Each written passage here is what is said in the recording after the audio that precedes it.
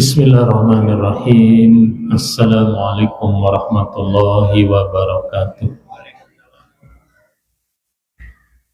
Sayyidina Muhammadin sayyidil anam wa lisairi ikhwanil anbiya wal mursalin wa alihim wa ashabihi kirami ajma'in. Al-Fatihah.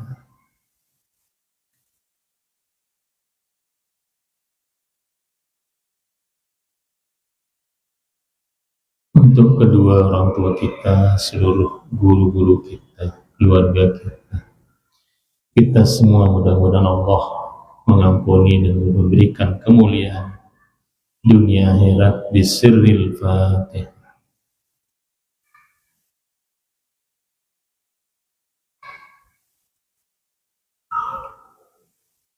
Bismillahirrahmanirrahim. Alhamdulillahilladzi faddala bani Adam bil ilmi wal amali bih.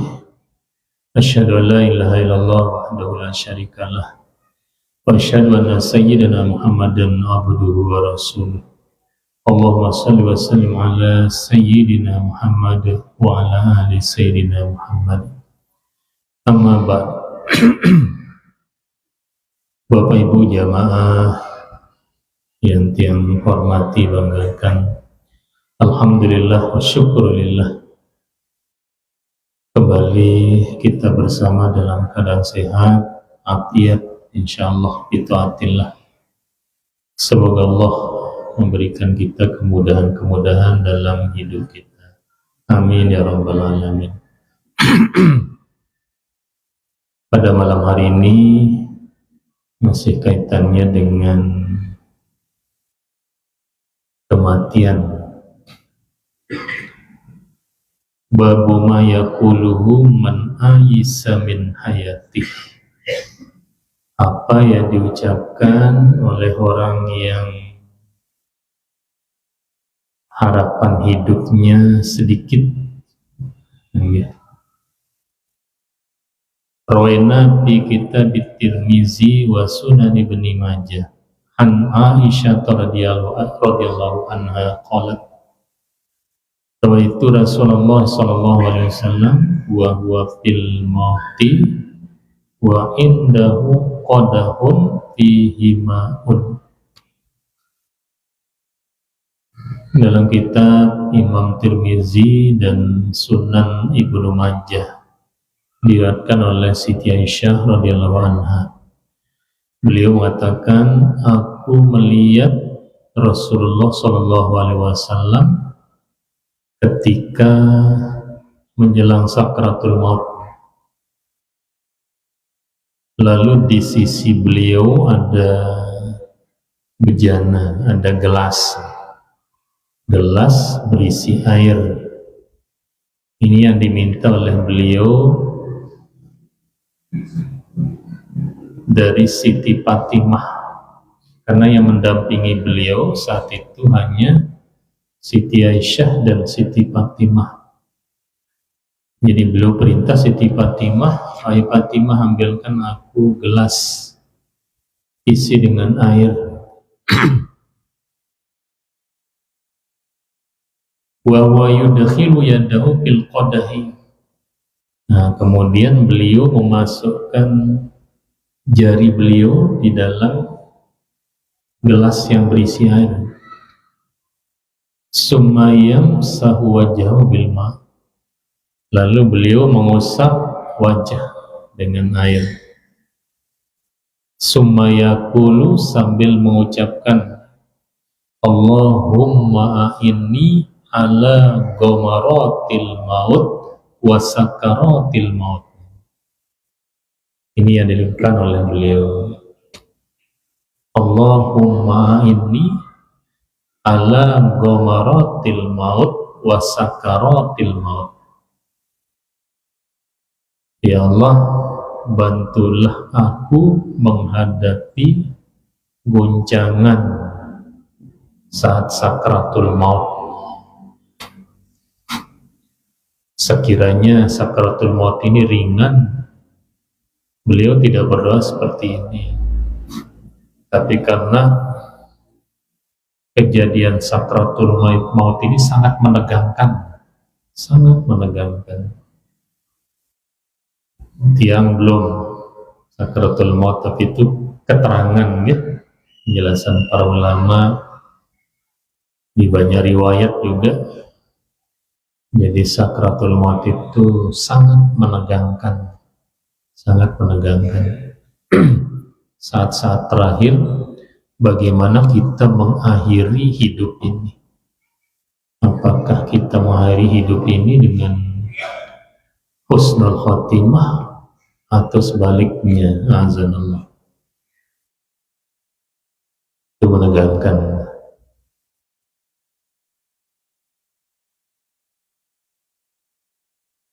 Jadi gomarot ini goncangan, sakarat ya, sakaratul maut, sakaratul maut. Itu yang dilakukan oleh baginda Rasul Sallallahu Alaihi Wasallam. Sedangkan di dalam Sahih Bukhari Muslim yang meriwayatkan Siti Aisyah radhiyallahu anha juga, beliau mengatakan, sami'tu Rasulullah sallallahu alaihi wasallam, aku mendengar Rasulullah sallallahu alaihi wasallam wa huwa mustanidun ilayya yaqulu, saat menjelang beliau sakaratul maut, beliau bersandar padaku, kata Siti Aisyah radhiyallahu anha. Artinya baginda Rasul sallallahu alaihi wasallam tidur di atas pangkuan Siti Aisyah yang didampingi oleh Siti Fatimah. Di atas pangkuan Siti Aisyah. Yaqulu, saat itu beliau mengatakan, Allahumma ghafirli warhamni wa alhiqni birrafiqil a'la. Nah, ini dua yang dibaca oleh beliau. Kalau tadi dibaca Allahumma a'inni ala ghamaratil maut wa sakaratil maut, sambil mengusap air di wajah beliau. Nah, sedangkan ini setelah itu dibaca Allahumma ghafirli warhamni walhiqni birrafiqil a'la. Ya Allah, ampuni aku, sayangi aku, dan pertemukan aku dengan teman yang maha tinggi. Nah, ini doa ini diucapkan dalam satu riwayat saat itu malaikat Jibril diutus oleh Allah Subhanahu wa taala turun. Lalu malaikat Jibril mengatakan, salam Allah ya Rasulullah, salam Allah kepadamu. Apakah engkau memilih hidup seumur dunia, atau saat ini Allah mencabut ruhmu lalu mempertemukanmu langsung dengan Allah Subhanahu wa taala? Dua ditawarkan oleh Allah Subhanahu wa taala melalui malaikat Jibril. Nah, tawaran inilah yang dijawab oleh beliau dengan mengucapkan Allahumma ghafirli warhamni wa alhiqni birrafiqil a'la. Ya Allah, ampuni aku, beri aku rahmat, kasih sayangi aku, beri aku rahmat. Dalam satu riwayat, kita ini orang-orang beriman. Jadi ketika baginda Rasul sallallahu alaihi wasallam di depan para sahabat, bahwa beliau katakan kita masuk surga dengan rahmat Allah Subhanahu wa taala. Jadi bukan karena kuat kita ibadah, bukan karena banyaknya sedekah amal kita, tetapi kita masuk surga semata-mata rahmat Allah Subhanahu wa taala. Lalu sahabat mengatakan, apakah engkau juga ya Rasulullah? Iya, kata beliau. Coba. Jadi beliau masuk surga juga dengan rahmat Allah Subhanahu wa taala. Apalagi kita. Nah, sehingga dalam sebuah kisah ada seorang hamba Allah yang ibadah katanya sampai 50-an tahun tidak pernah bertemu dengan manusia, beribadah sendiri di satu tempat,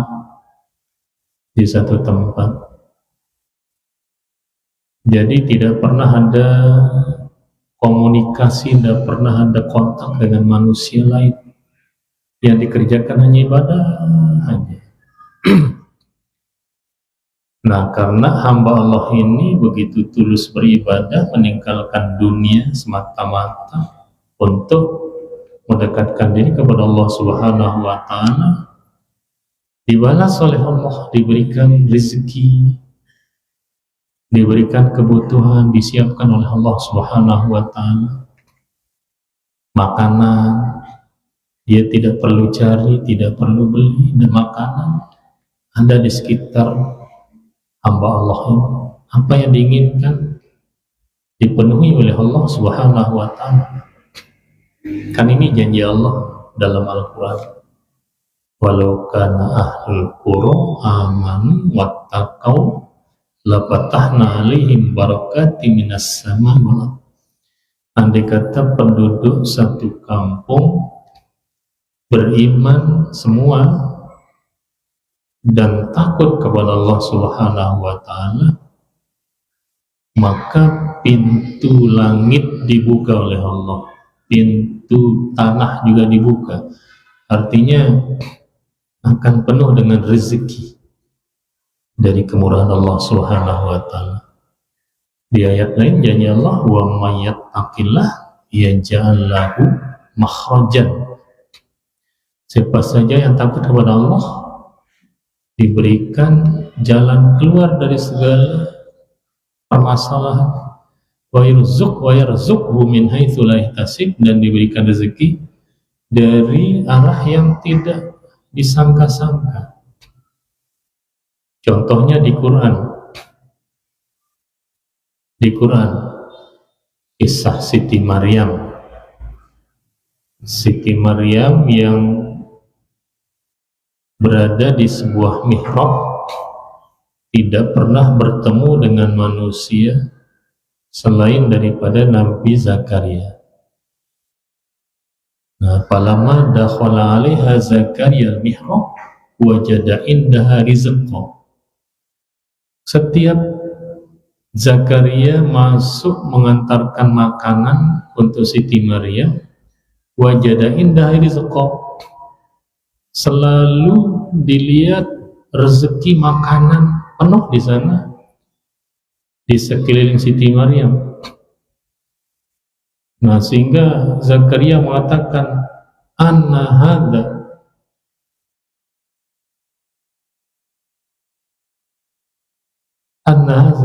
ya Maryam, ini kamu dapatkan dari mana wahai Maryam?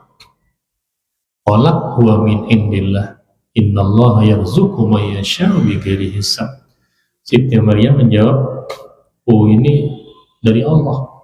Allah akan memberikan rezeki kepada siapa yang dikehendaki bighairi hisab, tidak terhitung rezeki yang diberikan oleh Allah Subhanahu wa Ta'ala. Nah, jadi hamba Allah ini ibadah sampai 50-an tahun dalam satu riwayat. Lalu satu hari Allah Subhanahu wa Ta'ala mengutus malaikat menyampaikan bahwa, wahai hamba Allah, engkau masuk surga dengan rahmat Allah Subhanahu wa Ta'ala. Lalu hamba Allah ini menjawab, aku ingin masuk surga dengan ibadahku yang 50 tahun. Dijawab oleh Allah, baik kalau gitu coba timbang nikmat mata sebelah aja, satu biji mata, nikmatnya ditimbang dengan amal yang dikerjakan selama 50 tahun siang malam, tidak pernah berbuat dosa, hanya ibadah melulu. Ternyata setelah ditimbang, beratan nikmat mata satu ketimbang ibadah yang 50 tahun. Ini kita 24 jam ini kan ibadah kita hanya beberapa jam aja ya. Hanya beberapa jam, mungkin tidak sampai dia 4 jam sehari semalam kita beribadah. Terus kita mau menganggap dia ahli surga. Nah, jadi itu sebabnya kita mohon rahmat dari Allah Subhanahu wa Ta'ala. Mohon rahmat nih, baginda Rasul sallallahu alaihi wasallam berdoa, Allahumma ghfirli warhamni. Ya Allah, ampuni aku dan beri aku rahmat. Walhiqni birrafiqil a'la, dan pertemukan aku dengan teman yang maha tinggi. Jadi beliau lebih memilih meninggal saat itu lalu bertemu dengan Allah Subhanahu wa Ta'ala. Itu lebih dicintai daripada hidup seumur dunia. Kalau kita mungkin lebih memilih, ya Allahumma tawil umurona, sering kita doakan, ya Allah panjangkan umurku ya Allah. Panjangnya doang tapi tidak terisi dengan kebaikan-kebaikan. Belum isya enggak? Wa yustahabu ayyukfira minal Qur'an wal adhkari. Kemudian disunnahkan orang yang merasa ajal dekat ini banyak membaca Al-Quran. Banyak membaca Al-Quran. Kalau kita tidak hafal, karena ada dalam riwayat ya sudah dia sebutkan bahwa siapa yang membaca suratul Ikhlas 100 kali pada saat sakit yang menjadi penyebab dia meninggal dunia, 100 itu suratul Ikhlas, maka nanti pertama aminah min dabdatil qabri wa fitnati wa jawazal sirat ala aqufil malaikati, katanya kan di kitab itu. Dia akan aman dari goncangan kubur dan fitnah kubur. Lalu nanti di akhirat yaumul kiamah dia melewati sirat, titian yang membentang di atas neraka itu, ala aqufil malaikah, di atas telapak malaikat. Jadi kita jalan, kita berdiri di telapak malaikat, lalu diantarkan kita melewati sirat itu sampai di surga. Ini kelebihan suratul Ikhlas itu 100.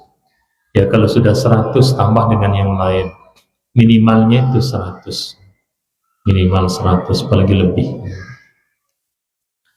Wal adhkar, banyak berzikir ya. Jadi kalau kita sakit ini pegang tasbih lah, itu pegang tasbih, karena dengan memegang tasbih ini kan kita ingat sholawat, ingat zikir. Kalau tidak megang tasbih kadang-kadang sulit terkendali hati ini, sulit kita berzikir, sulit kita berwirid kalau tidak pegang tasbih. Tapi kalau tasbih ada di tangan, terlena sejenak, ingat, terus ingat. Banyak berzikir, hindari mencaci orang, hindari membicarakan orang lain, apalagi menjelang mati sempat-sempat bertengkar dengan istri, sempat-sempatnya bertengkar dengan anak dan sebagainya gitu. Nah, urusan dunia bila perlu dihindari dan menjelang mati.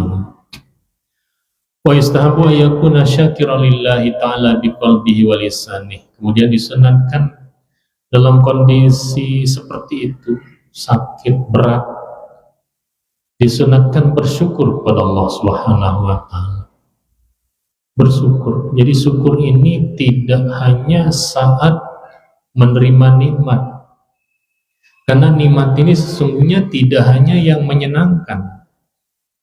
Bisa jadi nikmat ini berupa kesusahan juga, berupa kesusahan. Di Quran itu bisa jadi sesuatu yang kau tidak suka Di sana Allah menyelipkan banyak kebaikan. Asa an takrahu syai'an wa yaj'alallahu bihi khairan katsiran.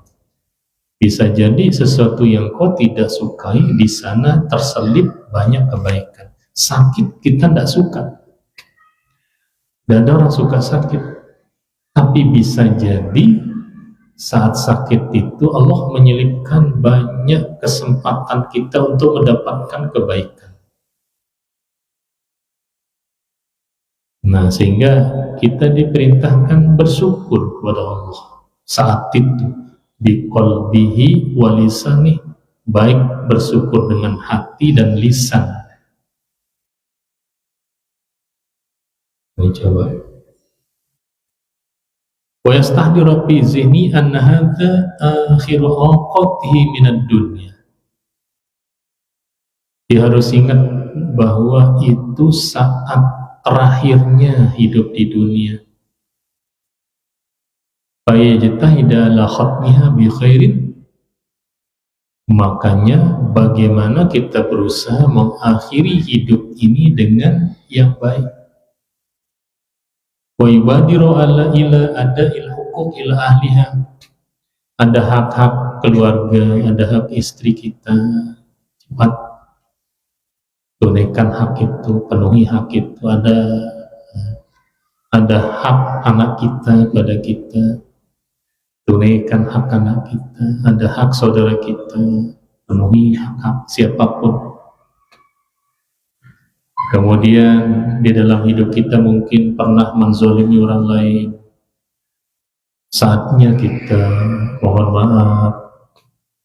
Kemudian istihlali ahli, minta halal kepada keluarga, min zaujatihi wa walidayhi, istri, dua anak-anak, dua orang tua, wa uladih, anak-anak, jiron, sahabat-sahabat, dan siapapun yang pernah berhubungan dengan kita. Ini kalau memungkinkan, tapi kalau tidak memungkinkan kita bisa menitip salam. Kita menitip salam. Walaupun pada akhirnya Allah menyehatkan kita. Tapi ketika kita ada rasa-rasa akhir hidup itu, kan kalau umur-umuran kita ini kalau sakit itu rasanya sakit terakhir aja rasanya, gitu. Kalau umur-umuran sakit terakhir aja rasanya. Setiap kita sakit itu rasanya sakit terakhir. Sakit terakhir. Kita tidak tahu kan, kehendak Allah, penyakit kita ternyata disehatkan oleh Allah Subhanahu wa Ta'ala. Tidak salah, kita sudah berwasiat, kita sudah mohon maaf, kita sudah melaksanakan anjuran-anjuran yang disunatkan. Wa yanbaghi ayyusiya bi umuri auladih ilam yakun lahum jaddun yasluhu lil wilayah. Kemudian asal sudah kita berwasiat kepada keluarga dekat kita ketika kita meninggalkan anak ini pelihara sekolahnya, belajarnya, dan seterusnya. Kemudian utang itu asal sudah ditulis, makanya walaupun kita sehat masalah hutang ini ditulis. Siapa tahu kita tiba-tiba Allah mengambil umur kita, ada yang ditemukan, ada yang bukti keluarga kita untuk melaksanakan kewajiban kita untuk membayar hutang, karena hutang ini berat di hadapan Allah Subhanahu wa Ta'ala. Roh kita tidak diterima Allah kecuali hutang terbayar atau ada orang yang siap membayarkan kita. Nah, kemudian wa yakuna husnuzon billah Subhanahu wa Ta'ala annahu yarhamuhu. Dalam kondisi seperti itu juga kita disunatkan berhusnuzon kepada Allah Subhanahu wa Ta'ala. baik sangka kepada Allah, baik sangka kepada Allah. Kemudian wa yustahabu ayyakuna mutahidan nafsahu bi qiraati ayatin minal Qur'anil Aziz birroja. Jadi kita dianjurkan banyak membaca Quran. Kita tidak bisa baca Quran yaqra'uha lahu ghairuhu wa huwa yastami'u. Ini gunanya kita punya anak bisa baca Quran. Kita suruh anak kita baca Quran, kita yang mendengar. Kita suruh keluarga kita bacakan, kita yang mendengar.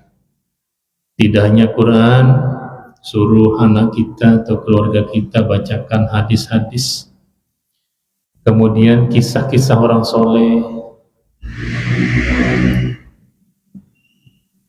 lalu berusaha menjaga sholat. Jangan sampai sholat ini terlewatkan dalam kondisi apapun, karena sholat ini tidak boleh ditinggalkan kecuali kita sudah hilang ingatan. Selama akal kita masih hidup, wajib melaksanakan sholat ini dengan cara yang sudah ditentukan di dalam syariat itu, dalam syariat.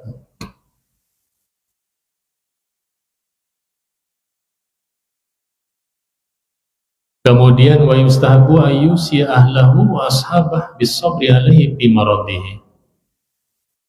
Juga disunatkan berwasiat kepada keluarga, sahabat supaya sabar melihat kita sakit.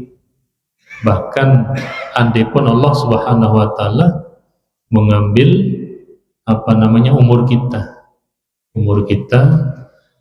berwasiat kepada keluarga supaya mereka semua bersabar. Kemudian wa yajtahida fi wasiyatihim bitarkil buka alaihi. Wasiat yang penting juga kepada keluarga, jangan sekali-kali menangisi kita sakit, menangisi kematian kita. Wa yajtahida, betul-betul diingatkan keluarga, jangan nangis. Andai pun Allah mengambil umur kita, Nah, karena sahih Rasulullah sallallahu alaihi wasallam annahu qala, dalam sebuah hadis yang disahihkan, beliau bersabda, al-mayyitu yu'adzabu bibukai ahlihi alaihi. Mayit itu diazab sebab tangisan keluarganya. Jadi ada hadis yang seperti itu. Mayit disiksa lantaran tangis keluarganya. Fa'iyakum ya ahbabi wasa'yu fi asbabi adzabi. Karena itu, ini wasiatnya, jangan sekali-kali menangisiku. Tangis yang berlebihan artinya. Tangis yang berlebihan. Tapi ada ditakwil oleh para ulama. Ditakwil kata-kata al-mayyitu, orang mati diazab dengan sebab tangisan keluarganya. Ini kalau orang mati ini berwasiat kepada keluarga, nanti kalau aku mati pada nangis semua, ya berwasiat. Atau undang orang-orang. Ini cara orang-orang Yahudi dulu, diundang, sengaja mengundang orang kumpul di rumahnya untuk diajak menangis. Nangis di rumahnya. Nah, ini orang-orang Yahudi itu. Jadi itu yang maksud daripada di sini, tangis yang diwasiatkan oleh orang mati ini, itu yang menyebabkan diazab oleh Allah Subhanahu wa taala.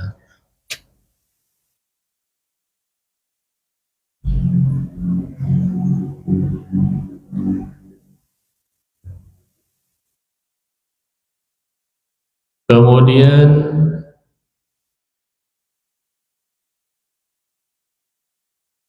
faqad rawaina fil haditsil masyhur fi sunani Abi Dawud wa ghairihi an Mu'az bin Jabal radhiyallahu anhu qala Rasulullah sallallahu alaihi wasallam man kana akhiru kalamihi la ilaha illallah dakhalal jannah.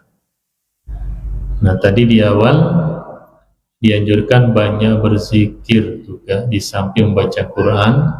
Zikir yang afdal adalah la ilaha illallah. Berusaha bagaimana kita mengakhiri ucapan kita dengan la ilaha illallah, karena dalam hadis yang diriwayatkan oleh Mu'az bin Jabal, ini hadisnya masyhur, siapa yang akhir ucapannya dalam hidupnya la ilaha illallah masuk surga. Masuk surga. Dalam hadis lain, ini hadis sahih Muslim, ada dalam Sunan Abu Dawud, Tirmizi, dan Nasai, dan beberapa kitab hadis dari Abu Sa'id Al-Khudari qala Rasulullah sallallahu alaihi wasallam. Ini hadis sahih tadi, laqinu mautakum la ilaha illallah.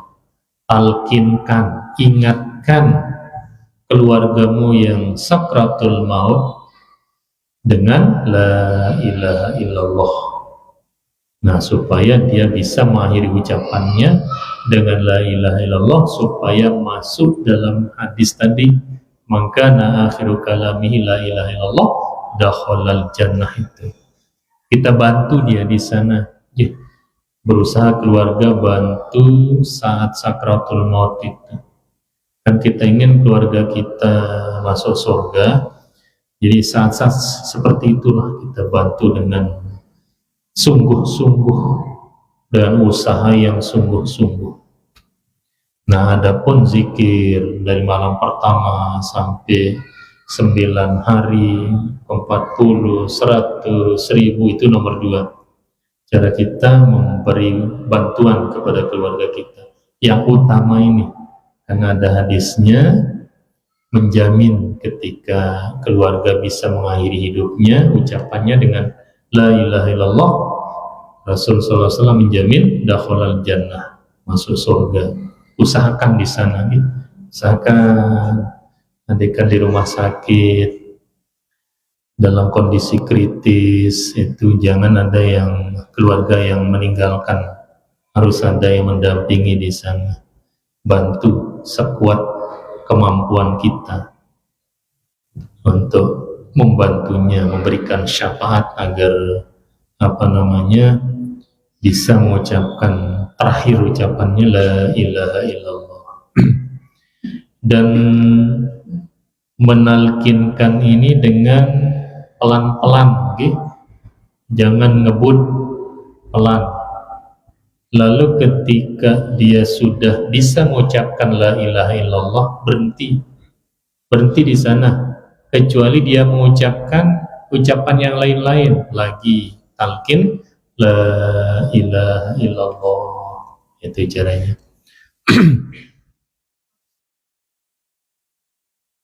Nah, kemudian apa yang diucapkan setelah tagmidil mayit, memejamkan mata orang yang mayit, orang mati ini, apa yang diucapkan? Dalam sebuah hadis sahih Muslim dari Ummu Salamah, bahwa ketika Abu Salamah meninggal dunia, Ummu Salamah melapor kepada baginda Rasul SAW, lalu beliau langsung datang. Lalu beliau mengatakan, inna ruha idza qubido tabi'ahul basar adajja nasun min ahli faqala la tad'u ala anfusikum illa bi khairin. Di sana beliau mengatakan, apabila mata orang yang meninggal itu sudah tertutup, maka keluarga semua menangis. Ingat, la tad'u ala anfusikum illa bi khairin. Jangan berdoa untuk dirimu kecuali doa-doa yang baik. Fa innal malaikata yu'minuna ala ma taqulun.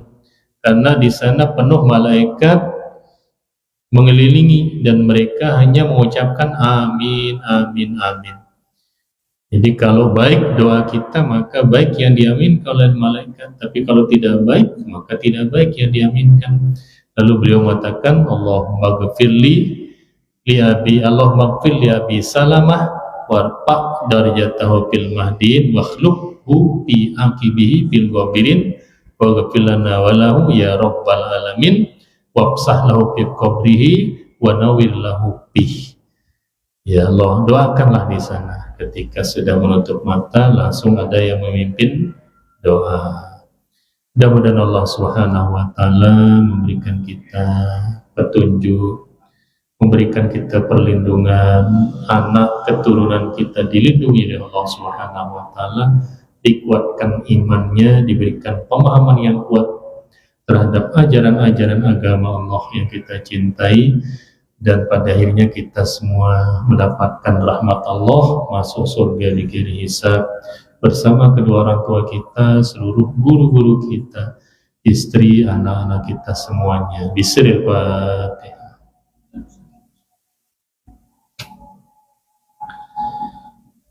Demikian lebih kurang, belas maaf, jazakumullah. Wallahul muwaffiq wal hadi ila sabilir rasyad. Wassalamualaikum warahmatullahi wabarakatuh.